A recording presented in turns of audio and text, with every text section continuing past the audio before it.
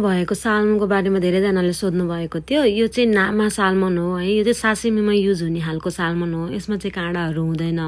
बच्चालाई दिन पनि एकदमै सेफ हुन्छ र यसको पछाडिको यो छाला पनि हुँदैन।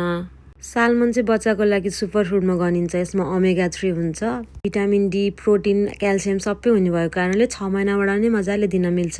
मैले चाहिँ हप्तामा एकचोटि चाहिँ दिने गरेको छु। उसले नि मन पराएर खाइदिन्छ र हेल्थको लागि पनि एकदमै राम्रो हुन्छ।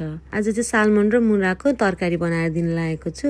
मुलालाई चाहिँ मैले सानो कोरेसम्म मजाले कोरेँ अनि यो चाहिँ तातो पानी भिजाएको थिएँ काट्न सजिलो हुन्छ भनेर यसलाई सानो बनाएर काटेँ। मुलामा पनि 95% वाटर हुन्छ जुनले चाहिँ बच्चालाई हाइड्रेट राख्नलाई एकदमै हेल्प गर्छ। मुला पनि 6 महिनाबाट दिन मिल्छ र पचाउन पनि सजिलो हुन्छ। एउटा भाँडामा मैले चाहिँ दासी लिएँ आधी कप जति र अनि त्यही साल्मन हालिदिएँ। दासी चाहिँ मैले पहिल्यै बनाएर राखिसकेको थिएँ।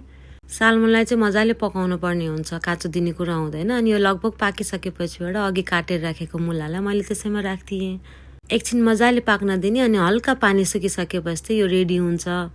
नुनहरू हाल्न पर्दैन भन्नुहुन्छ होला। दासीमा नै यसको स्वाद आउँछ, सो यतिकै दिँदा पनि मजाले खाइदिन्छ। नै त ट्राई गर्नु होला।